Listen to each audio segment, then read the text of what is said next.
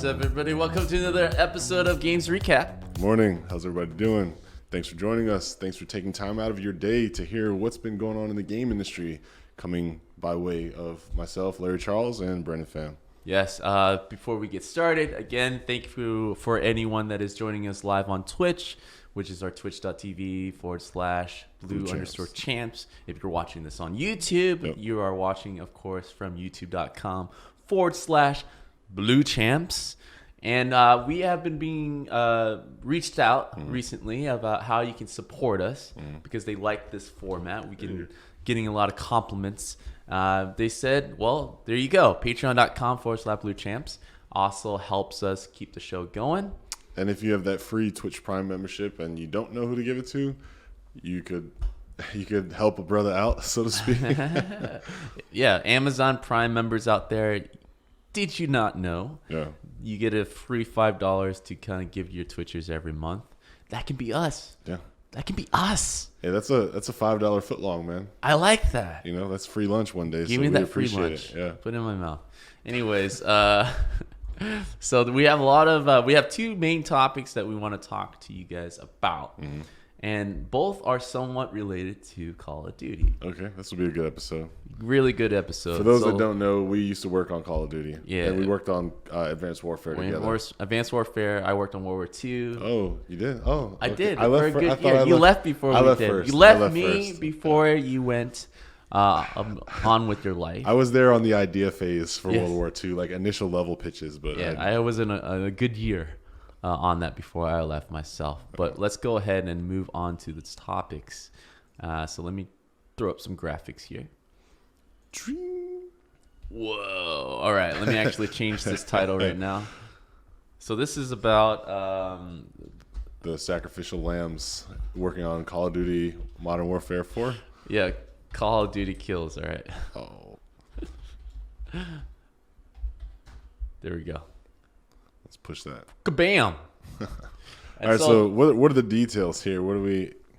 Oh, okay, yeah. The human cost of Call of Duty Black Ops 4. All right, so before we even go into the details of what this means, all right, did you see this on the front lines while we were working there?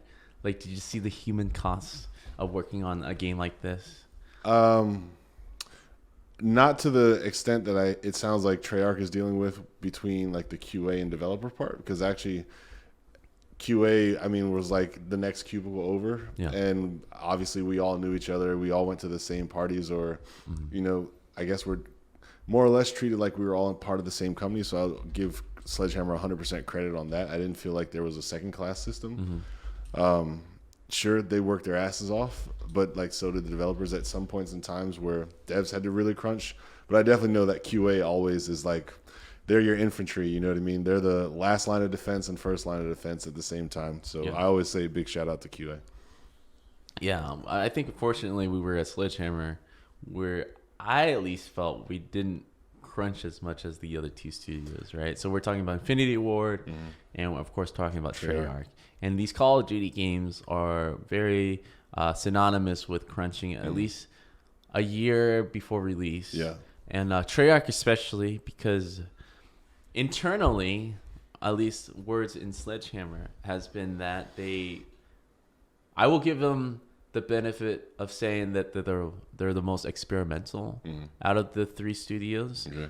They created their own Radiant engine, but basically improving all the tools and techniques that we hated about that engine. Yeah. They actually were very innovative in trying to move it forward and I think their tool set was the highest favored internally by Activision. And I think that their engine unfortunately got reduced in terms of use by the time I left because there were rumors about kind of making Infinity Ward's Radiant version as like the premier version for the tools. Yeah, because there were a lot of it. I don't know if it's hearsay, but at least in the studio they were saying that because they fuck around with their engine and experiment so much that it becomes unstable most of the time. But I remember using it when we were helping out with was it Black Ops 3, right? When they were making the current gen A lot of Sledgehammer people that were working on World War II were still at the beginnings of it. And so they actually shipped us over to High Moon Studios to kind of help with the current gen of Black Ops 3. Okay. And got a chance to work on their tool set. Yeah, Treyarch's tool set. And it was great. It was actually solved a lot of the problems that I had with our engine at Sledgehammer, that Radiant version, because they actually tried to kind of modernize the tool set to what you would be familiar with Unreal and Unity, right? Okay. And so, but the thing that always happens, at least at Sledgehammer, and this is where it gets kind of muddled with the details, is because when I talk to other departments about their experience at Sledgehammer, they're like, yeah, we crunch a lot. What are you talking about? I was like, well, I didn't crunch at all. Only once in a few often. And it felt like it boiled down to personal choice, at least at Sledgehammer. But when you talk about Treyarch, that was not. It's crunch culture. It was like crunch time. Yeah. I remember when we were at Section, we had our friend who was like a rig lead over at Treyarch for a long time, but went back to kind of help in his free time, but extra contract work basically. And they were already talking about a year and a half before release that it's crunch time. Yeah. Meaning 7 days a week at least, full working hours, and maybe Sunday sometimes. Jesus. Like that type of schedule. Yeah. And that's the type of things that I would hear throughout the Infinity Ward is kind of in the same shoes. They went through a whole turmoil. Obviously, after Respawn kind of respawn off to their new studio. And so the leadership was all gone, right? And a lot of people had to step up. And they had to deliver that Call of Duty Ghosts. Right? And wasn't there like a Neversoft absorb? Yeah, like Neversoft to kind of alleviate that pressure. A lot of Neversoft leadership came over to help with the game, take kind of control of the game. And of course, Ghost didn't work out. And of course, they kind of regrouped. They hired a bunch of outside help from Naughty Dog and like a lot of good people over there. And then Infinite Warfare. The Conor McGregor Call of Duty. The space Call of Duty Warfare game didn't do well. And so they have a lot to prove after 2 failures, basically, and which is what the Modern Warfare 4. So those 2 studios have always had, well, for 2 different reasons. Treyarch is always about experimenting until it doesn't work. And so that would happen in the last year and a half of progress, where they would have to really pep up and finish the game, which is really one of the reasons why Black Ops 4, in my opinion, in my informed opinion, that the last Call of Duty Black Ops didn't have a single player because they ran out of time completely.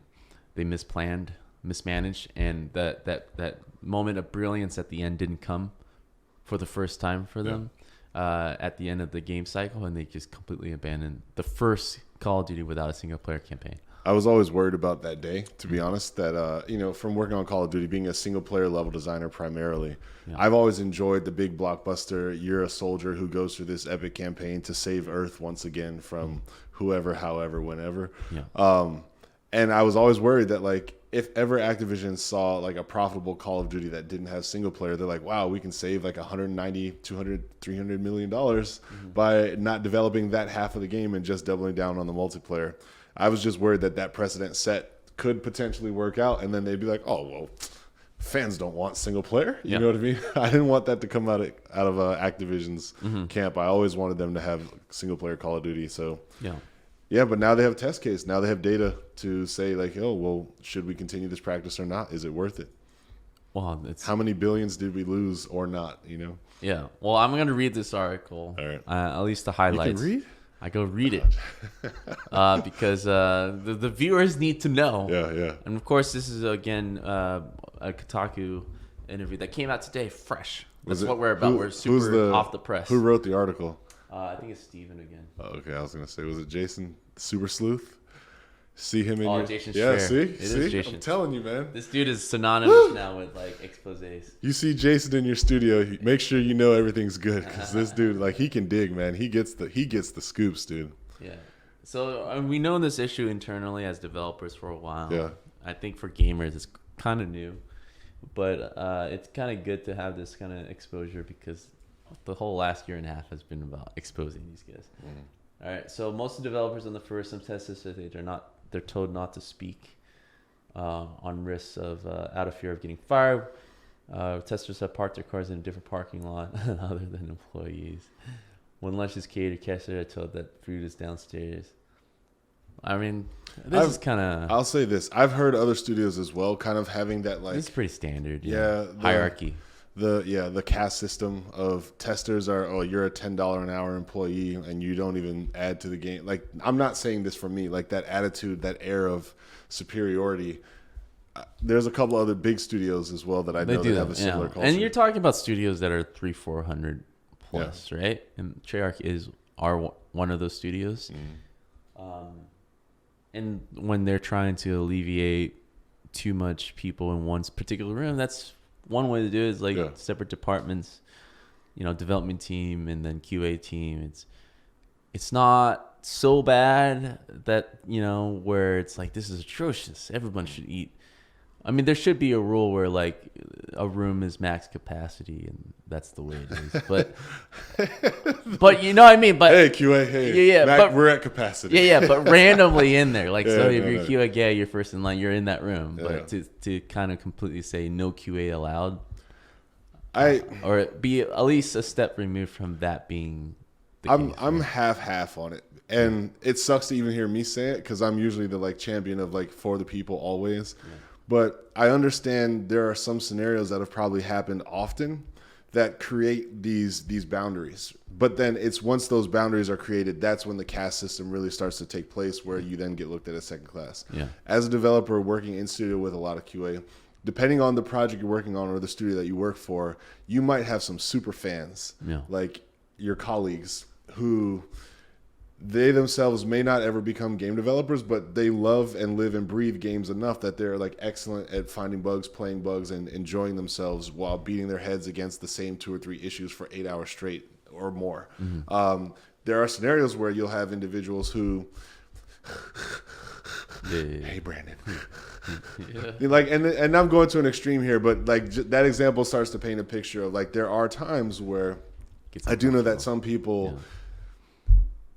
I don't want to say there's like social issues, but some people out there don't have all of their social cues. They haven't had a lot of the, the understandings of like just, hey, what's up, dude? Oh, cool. Yeah. You're busy. All right, no problem. Yeah. Right. Like, I don't know what it is where I find it. I sometimes I see it in a but I guess what I'm saying is, and this is I'm really trying to dance to the point because I know it's one of those things where like I'm gonna get burnt 10 years from like, oh, QA is not a bunch of mouth breathing yada yada.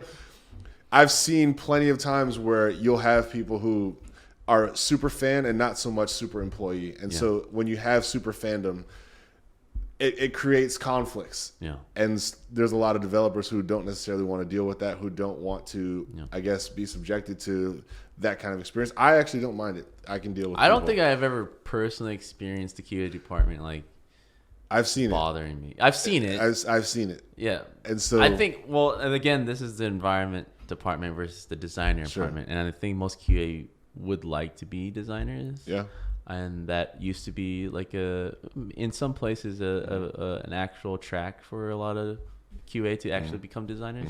So it makes sense that they bother you guys more. Sure, and it's also like with what you said, them wanting to be designers. I think another thing that I've seen a lot is like a lot of QA don't want to be QA, and I'm not saying all, and I don't actually know the percentage, but enough that I can use the word a lot and not feel like I need to. If they had the option, they're like, I'm here, I want to step up, I want to move out. So there's a lot of like, I want to prove myself, or I want to talk and connect with these people, or I want to like really like brute force my way out of this and into that, and that gets a little overbearing, sometimes, and so.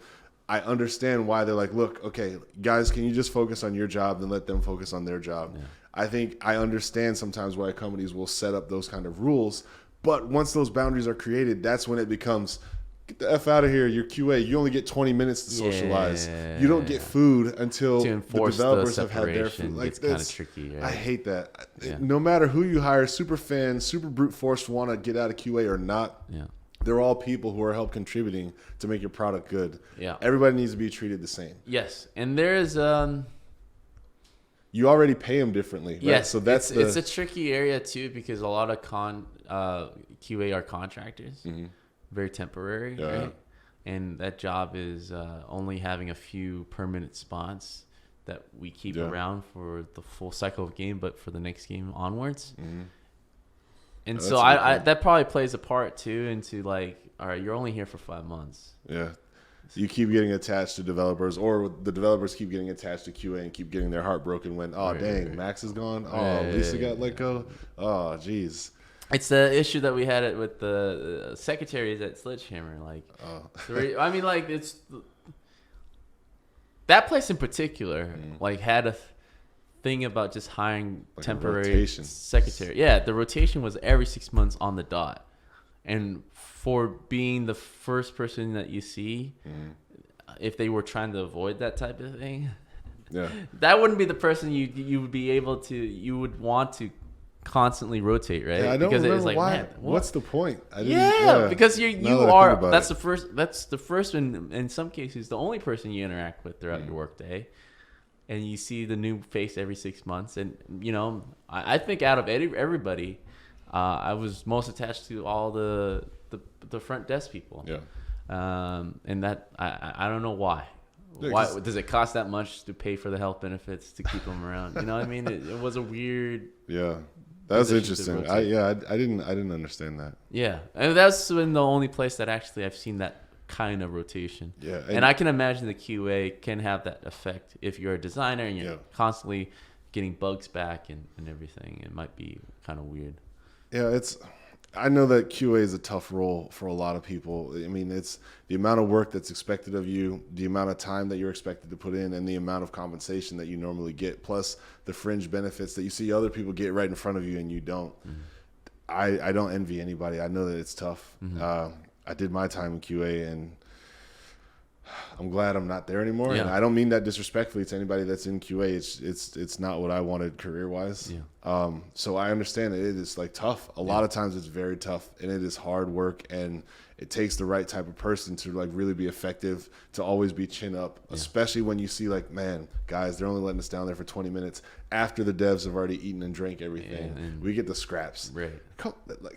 You know how that feels? You know what I mean? Yeah.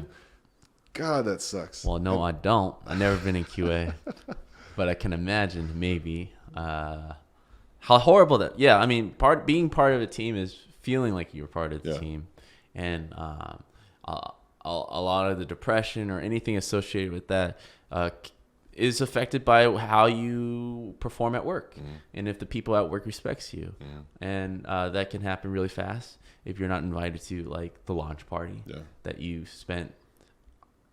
Probably more hours than anybody, right? QA department is easily one of the departments that are underpaid and overcrunched in the game industry by far. Yeah. And no one's speaking up for them. They know the product better than anybody.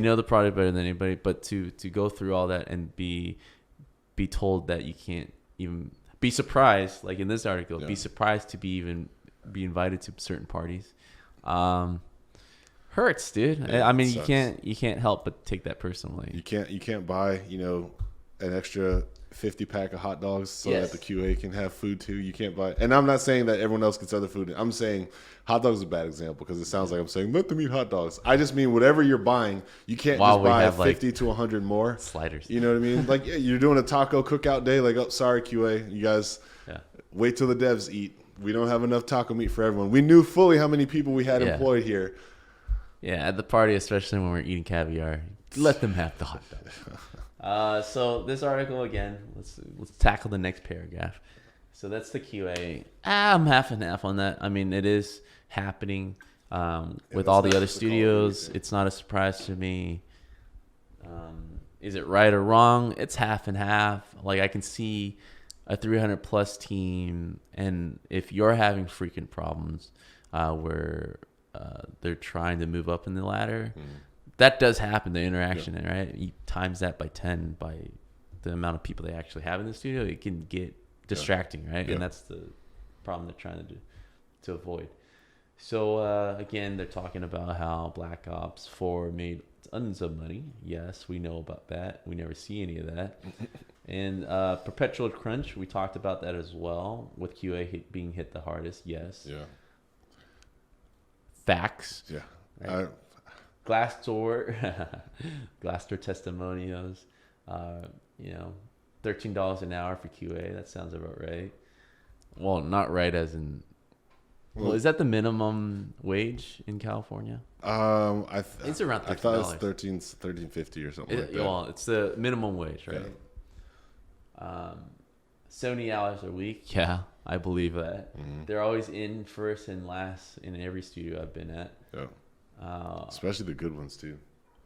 And then comparing that to the publisher and stock bonuses to the chief financial officer, $15 million. They didn't even qualify for a $15 bonus. Am I reading that right from here? Yeah, they didn't even qualify for a $15. A $15 bonus? What is that? Like an overall bonus for $15? That's like asking one dev if they want Chipotle for dinner tonight or not for free. They don't even get that. Well, before we get to that, holy shit. This is where I kind of stand on the fence with media, where they're comparing the CEO of a company to the lowest wage earners, right, which is QA. Like, come on. Like, obviously, the needs and qualifications for both jobs are completely different. Yeah.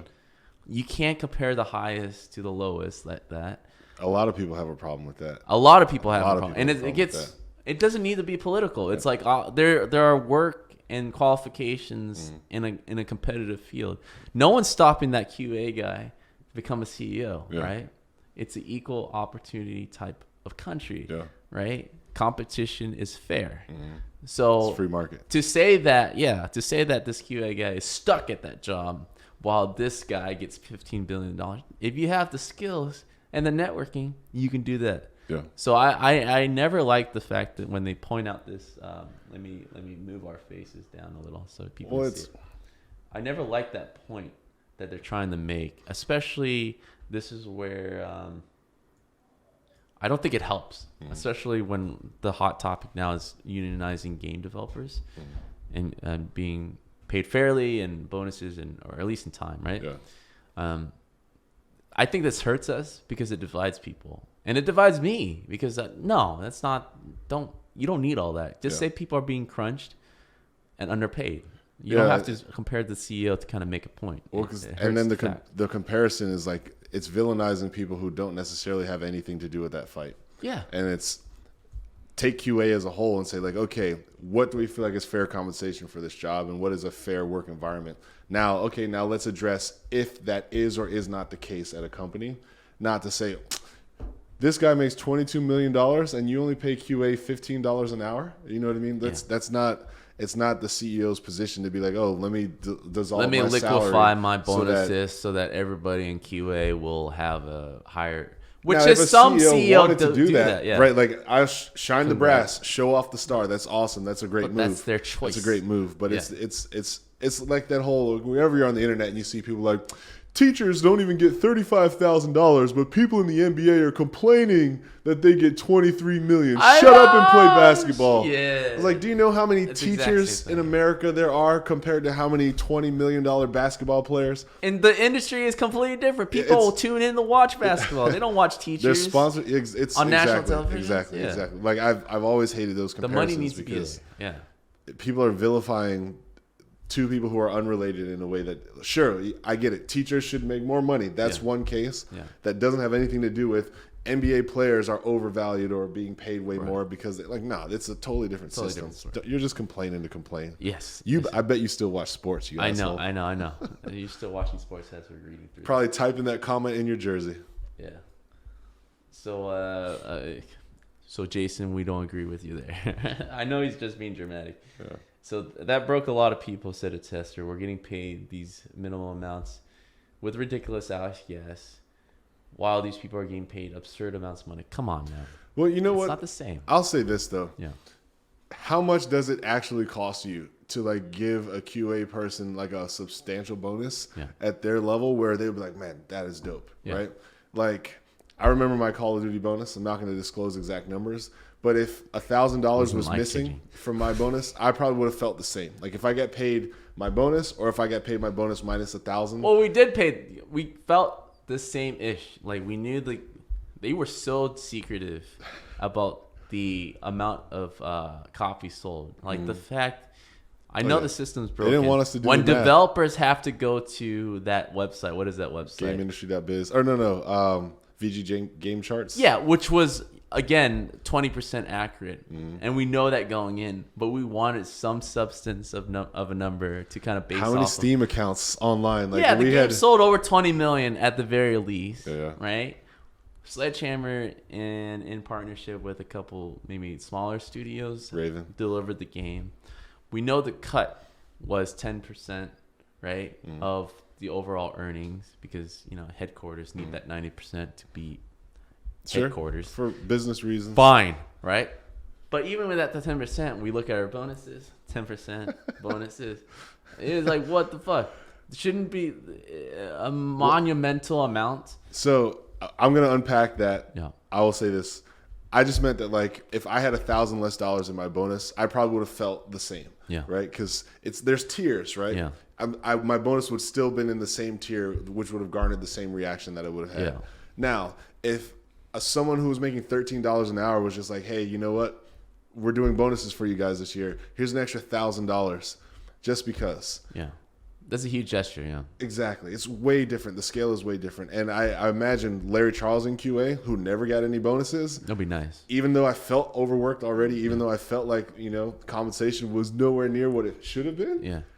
To see like an extra $1,000 to know appreciation. It's a step, right? Like it's something.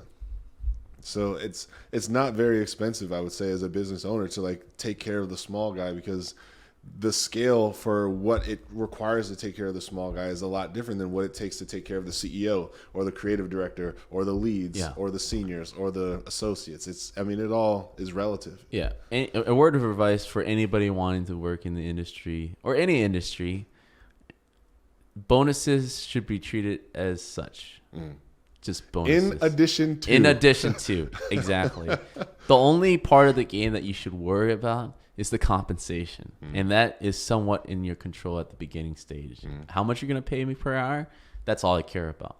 Because all of these studios, they try to like court you in. And I got that spiel, which is illegal now, by the way. You can't throw bonuses as an incentive anymore, right? It has to be, what is the money amount? Because I didn't care. It was a bonus, whatever. If it's nice savings account that you guys put aside that I have no control over, that I may or may not get. It's like, I'm not going to rely on that. What are you paying me hourly? Right? And if we, as an employee, to me, if you decided on that number, that's on you. Right? So these QA guys I'm half and half, because I understand what they're saying, where they're working 70 plus hours.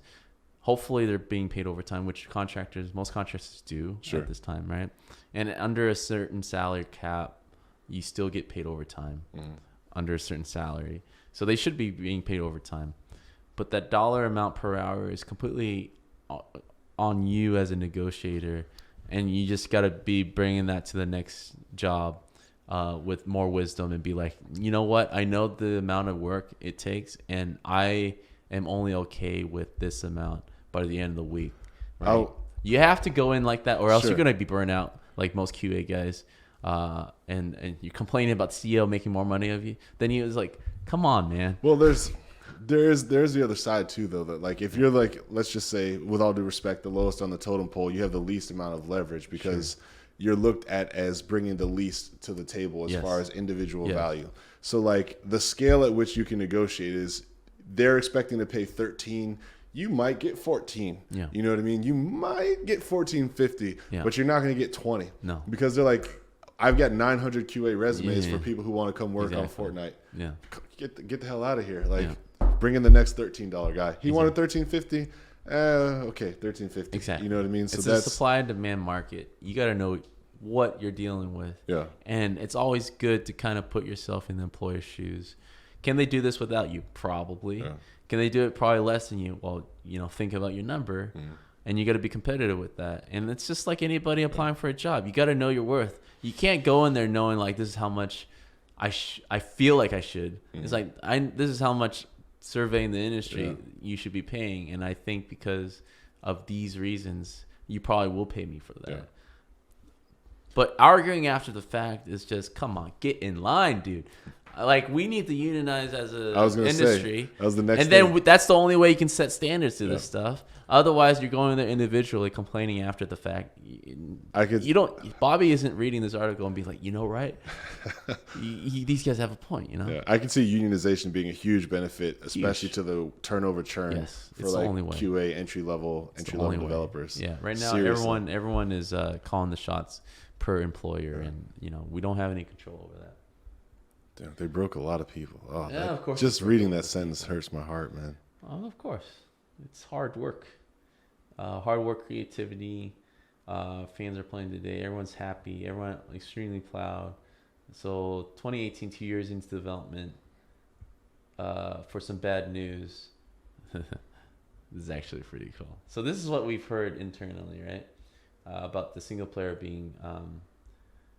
being cut and turning it into more of a multiplayer mechanic. Even their 2 versus 2 multiplayer mechanic that they experiment with was cut again. Mm-hmm. So this is just a really old recycle story with Treyarch, where they try a lot of things that get cut and they go back to relying on tech from the previous studio. Mm-hmm. In our case, Sledgehammer was usually the game before Treyarch delivers, and they kind of innovate from that. And that's the only thing you can do with a year and a half left. And so for a lot of the veterans, it felt like history repeating itself, of course, because Black Ops 3, they wanted to do open world, but then it turned into a more traditional linear campaign. It led to a different crunch for a lot of employees. Yes, come on, guys. How do you not see this coming? Dude, I couldn't imagine crunching on something and then like just seeing it just evaporate. Well, I would have to be getting paid for sure exactly what I wanted, because that would be such a blow. Oh, I mean, like that's why designers and veterans, the core team being together for repeats is so important. That's the only way I've seen this work, where they can avoid issues like this, because the pride and ego that you have to set aside and the creative differences and being able to constantly innovate and work through those issues, if you're constantly doing it with the new Avenger team. Look at the first Avenger, man. Before they assembled, they were infighting. You got to deal with that with every game cycle. Yeah. And that's just the reality of it. And it's sad, because that's fastly disappearing. Veterans are constantly broken apart through personal circumstances or whatever. And teams are always forming. And there's very rare amount of people like Valve, like Blizzard, like Respawn that have been together for 10 plus years and have made games together. Who's retaining the knowledge? If everyone's leaving and you think you're excited about, wow, look at this great portfolio from this young kid. They're going to come in here and do brilliant. Idiots.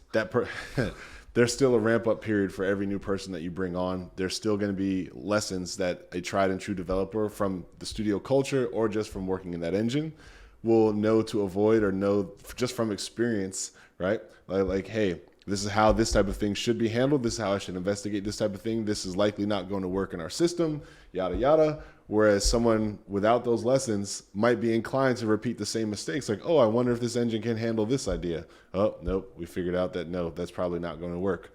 That could be as simple as a conversation between senior to lead level developers who have probably had those conversations previously. And be like, no, remember this? And we did that. It didn't work, man. Either tell me how technology has changed enough so that we can do it, or we're not going to. We're not even going to waste the time to explore, because for all intents and purposes, know that it's just not going to be possible. Right. An expert is an expert for a reason. They have the most experience, both practical and theoretical. Exactly. And that's the culture that's disappearing. I think that culture was the strongest at the PS2 days. And in my memory, maybe I'm biased, PS2 era had like the greatest hits. Like it was so many hits that they had to bring it back as the greatest hits of PS2, because there was so many good games that were so solid from beginning to end. PS3 days, that's started to diminish with all the closures of the studios, and PS4 days, there's only a few first party exclusives that you can really bring up. and rely on. And even Xbox, as we talked about yesterday, their first-party exclusives weren't home runs as it used to be, right? And PlayStation was the only one, and Nintendo were the only ones that still had the magic in the bottle with their internal teams to make it work. So, all right, we got to fastly go through this. Maybe we'll save the topic for tomorrow, but there's a lot to unravel here. Yeah, it's I can kind of do my wizard wand waving thing. And again, shout out to QA, shout out to any marginalized or underprivileged or underappreciated, I guess, developers at any studio, not just, the big studios that we kind of shine spotlights on. We as developers ourselves, we feel you. I personally know the QA struggle. Don't believe Brandon if he says like, oh man. I see the struggle. No, I'm just kidding. Never felt the struggle. I'm just kidding. But we salute you guys. We know the hard work that you put in, and we appreciate you being front line and last line. Yeah. Making sure that our products are as best as they possibly can. Definitely the hardest workers, yeah. Helping the developers identify the issues that need to be fixed, solved, and coming up with creative solutions sometimes. So, yeah. Yeah, so I'm going to paraphrase this. Basically, 2017, they had their Las Vegas party, right? I think Sledgehammer was the only one that never had like Las Vegas Christmas parties. So this is an annual. What are you talking about, dude? We went to San Diego. We went to San Diego.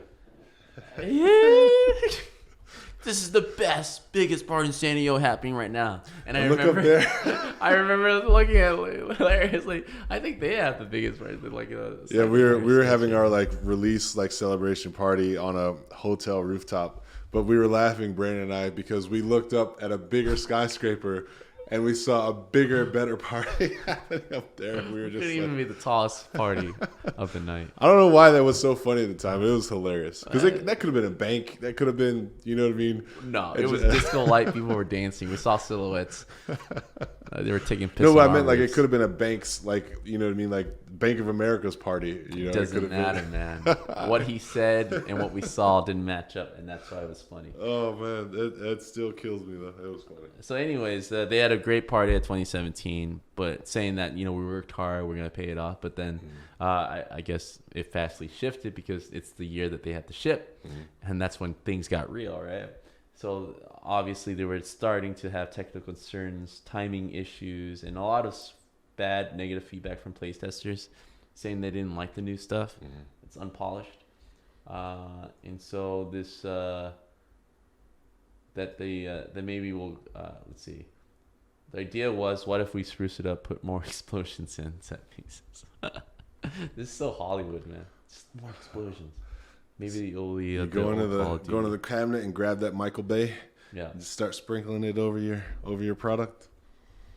So basically, they have to pivot, right? I mean, fewer months than they thought. How can we do this? Create an entire new campaign, take everything in the mode that was unsuccessful, but still be able to tell our story. Everyone finally realized that moment of brilliance that they've always looked out with isn't coming.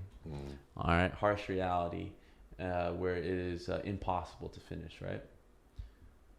And then, this is when we heard where they're going double down multiplayer, tripling the zombie mode, and adding a battle royale system out of the blue, which in the end, Treyarch, the most impressive thing about Treyarch is that they have been the most reliant studio out of the three. Affinity Ward, of course, went through their turmoil where the leads left, and so they had to rebuild. And then Sledgehammer was consistent. I felt like in terms of production, schedules, and delivery, we were the best for sure. Like my experience not having to crunch as much. I know I'm not the only one, right?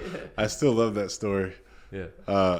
Which one? I don't want to expose you, actually. It's not an exposure story. It was just like there was a moment where you kind of like, it all clicked, Larry. It was like, I was doing everything done on time. I was getting my work done. Everything was great. I had my one-on-one, even told my exec or my producer. He was like, oh, Brandon, man, yeah, thank you so much for doing all this hard work. So this other artist is behind. We're going to need you to take some of that person's work. And you're like, this other person is not working as hard. And now I'm taking on their work because I worked harder and I planned better. Yeah, that's what I learned. That's when he had a chin scratch moment. Like, that's when I learned crunching and finishing on time isn't worth it. But that's what you learn, man. Yeah. And I'm looking through this. I mean, it's pretty much everything we know, right? I mean, is anybody having questions about how terrible this is? People having panic attacks, burnout, disassociation. Let me switch to that. You feel like boundaries are being violated. You lose all passion for what you're doing and forget why you're doing it in the first place. It's a nightmare. Man, that is... Somebody said that about their life experience, right? Yeah. And this is a life experience that's going to repeat for them every day. I'm assuming at least 5 days a week for at least 8 hours a day. Could you imagine? Yeah. Even with people being paid overtime, double time, you know, for the months that they sustained through crunch, wasn't enough to make up for it, right? People would sleep in the office. People describing about colleagues in the culture as drinking to cope with their crunch. Oh. There were weeks straight where I was not taking weekends. I mean, come on. And this is what we're seeing with the big studios. They're okay with this practice. Well, and the fact that Activision, this is the price of always delivering on time, no matter what, right? There's a art to it. Where every year they have a Call of Duty out. And everyone makes fun about how Call of Duty always comes out every year. Mm-hmm. And they pick on the leader, right? Mm-hmm. Where they're successful at it enough to do so. But this is the price underneath. It's like this is what everybody has to do to make sure that hit the three-year schedule and be innovative. Every game that comes out has to have a competitive edge. And that competitive edge means it hasn't been done before. Mm-hmm. And to put a timestamp on that and saying it hasn't been done before, but it has to be done by this year or so is a monumental task because you're relying on experiences from other games to come up with something that never been done before. Right? Yeah. It's very hard to kind of tackle and be able to kind of at best guesstimate. What's a realistic timeline to get everything going, right? This may be like a stretch of an example, but based on the stuff I'm reading, I feel like America's finally getting, I don't want to say finally, America is getting like a taste of like the Foxconn articles that we get from China, where we have these people talking about, man, whole groups of these, manufacturing people, laborers are going and jumping off a roof, sleeping 2-3 people under a desk and just the worst working conditions. I think Amazon actually was starting to get a taste as well with the conditions just being so critically depressing and taxing on everyone who is like making sure that all the packages get sorted and routed and put on trucks, and how shittily their job experiences are. But the consumer, if you ask them, like, are you willing to pay more for Amazon Prime, or are you willing to pay more for your iPhone, or are you willing to wait longer for Amazon deliveries? The answer is no. They want their stuff, and they feel bad, you know what I mean, that the workers have to go through what they go through, but they still don't want to change their lifestyle. They look the other way because they want their iPhone. They want their Call of Duty, you know what I mean? Yeah. So I'm very happy to see these types of articles coming out, and I hope that some changes get made so that people have better quality of life. But I also know that Activision knows that people want their Call of Duty. Yeah. People want their iPhone. People want their Amazon Prime 2-day shipping, no matter what. Yes. And I don't think it's Activision's fault, because at least I'm like 5 steps removed from headquarters, right? When we've developed these games. They've been pretty cordial. Like, they don't step in until you fuck up. So we talk about Blizzard and all this stuff. Like them or not, they fucked up. I mean, the last year and a half has been like a downward spiral in terms of sales and everything. The numbers haven't been strong. Yeah. And that's when Activision finally wrote up the sleeves, like, let us do our shit to turn this shit around, because we've seen this trend many times before. And if Activision headquarters are good at anything, they're good at stats and be able to do something about it, right?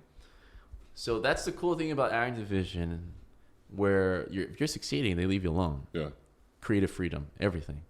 They actually push you to be innovative. Yeah, I agree with that in case like Infinity Ward, like again, Modern Warfare 4 or Call of Duty 4 Modern Warfare, whatever.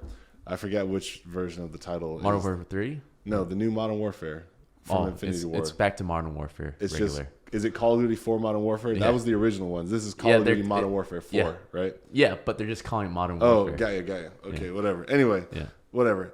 That is telltale signs of like, no space shit, no ghosts. Neither one of those worked. We're not going to do a part 2 of either one of those games. You're going to do basics. Old Yeller because that is going to sell. Yeah, we gave you 2 bonker ideas, and it didn't work. Yeah. Go back to make this. Yeah, to Modern Warfare, like what you're good at. I think that was the right move anyway. That was the right move. I think but this is what I'm saying is like, I don't roll this up to Activision. Sure. Fault. This is a Treyarch fault. The culture. They didn't create the situation. Treyarch created this culture. And this is where I feel when you give too much power to creatives, especially with an ego with like a track full of success like Treyarch, where you're like, leave them alone too much. This is what happens. Yeah. And this is where I feel having a responsible producer having equal say, I have to say it. I have to say it. What is this? I have to say it. Oh, man. All the days that I've been podcasting with you. Yeah.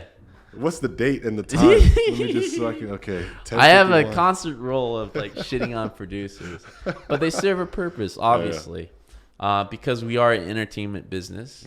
We're not here to create Andy Warhol. Even Andy Warhol was a business, right? We're not here just to create art to kind of hang out in our own garage and admire, right? It's for the masses. And so there's a certain responsibility to get it out on time, which is, a 3-year date for a game is very reasonable. But it gets fluffy and fucked up is when the creatives get too creative and they have no idea what they're doing. And you roll in the ego stuff where they're not taking any advice from their 200 or 300 plus developers, seniors, right? And then they just roll with it. And then hope that some brilliance at the end because it's always worked out that way.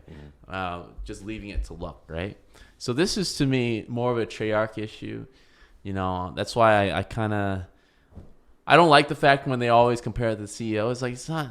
Compare it to the Treyarch people, right? This is all a culture within that studio that is constantly relying on crunch to figure things out instead of just being good developers and test things out and be able to space the workload so that at a certain date we can fuck around, but after that period is done, we got to whittle down to what is working best and not extend that to 2+ years and saying like, oh shit, this is definitely not working out. What can we do? Let's axe our single player campaign.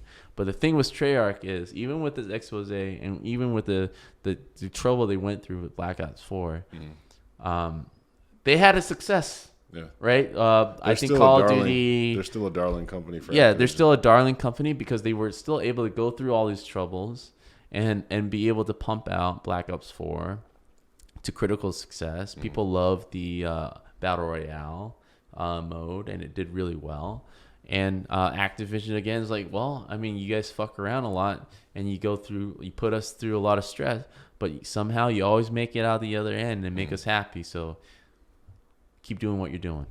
And that's the type of attitude that is happening. And now that they're switching back to the 2-year model, which is ridiculous, that's where I feel this is the wrong year to switch to the 2-year model. This is the wrong time because we're talking about 2 major consoles coming out. It's going to be increasing work. And if you think this is going to stop crunching, ha, ha, ha. Like Black Ops 4, crunch is going to look like babies compared to Black Ops 5, right? Crunch. 2 years? 2 years, and people by that time are going to expect PS5 quality graphics and explosion. And because being a launch, that's one of the reasons why it's going to be a launch title for those new systems. Call of Duty, because of its prestige, can never be a we're going to figure it out and get better approach title, right? Like I bring up Squaresoft. When you look at Final Fantasy VII's graphics, compared to what they do on Final Fantasy VIII or Final Fantasy IX before getting off of that platform. Right? the level of detail that they were willing to use with the characters is like Polygon Square Man when they're first on there trying to figure it out, and they only give you good graphics in like the FMV, to then actually like, no, we can actually do a little better. This is our new art style. This is our pipeline. We've got it figured out. We know how to handle, our draw counts. We know how to handle like the memory. We've got it all.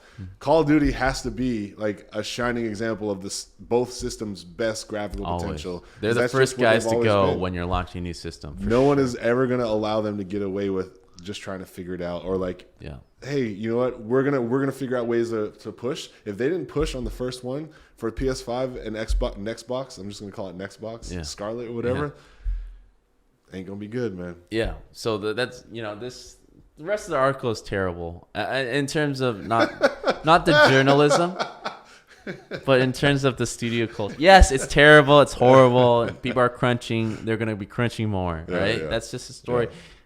Being a launch title for next year for the new systems, which is what they're doing, right? Black Ops 5 is a launch. It's going to be a crossbreed. It's going to be for PS4. So they're going to upgrade the graphics for the PS5 with a 2-year cycle, right? What a nightmare. You best know it's a worse nightmare now for anybody that's at Treyarch. Know that. And that's the game developer's perspective, because we know how those studios work. Dude, they're crunching right now. Already. 2 years. And they're doing both SKUs. So yeah, of course. Xbox One, PS4, and PS5. PS5 is coming out in 2020, right? That's the Call of Duty launch window. And they already made deals with PlayStation and Xbox to make sure that they make a presence. Maybe an exclusive on PS5, whoever went to them first. No way. I don't ever see Call of Duty going exclusive. Well, they've done timed exclusive. Time exclusive. That's what I mean. Head start. Yeah, Sony has always it was Xbox 360 first. PS4 lately has been getting a lot of Call of Duty time exclusives. I would believe that relationship would extend, unless Phil Spencer's really sweeten up the deal over there. But I think Sony has more money to waste. So I mean that's pretty much that. We didn't even get to our another topic. Call of Duty kills, and it's gonna kill even more. And it's impressive that they've been lasting 10 plus years, and they will continue to have that dominance. I want to kind of wrap my last statement on this is like, I loved actually that Ubisoft took a step back with Assassin's Creed and was like, you know what? We could push out a new one every year. We feel like the brand is strong. We feel like people like really do enjoy Assassin's Creed. We feel like our artists and our developers are quite capable. Quality of life isn't where it should be. Quality of product isn't where it should be. Both of those things can be improved if maybe we just add just a little bit more breadth to our development cycle. Sure, it may cost us more money. It may cost us more parties, more overtimes, not necessarily more overtime, but more of those nights that they were paying for people's food happen in 2 years versus 1 year. All those expenses go up. But we're going to make sure that you guys get a huge Assassin's Creed product that can actually just sustain you 2 years worth of playtime before the next one comes out. You have much more time to consume the content. I would love to see Activision at least take that kind of approach. Like, yeah, you might spend some more money, Activision, but your teams are going to be intact. They're going to have better quality of life. And when Call of Duty isn't the gravy train anymore, at some point it will be. And these studios need to make new games.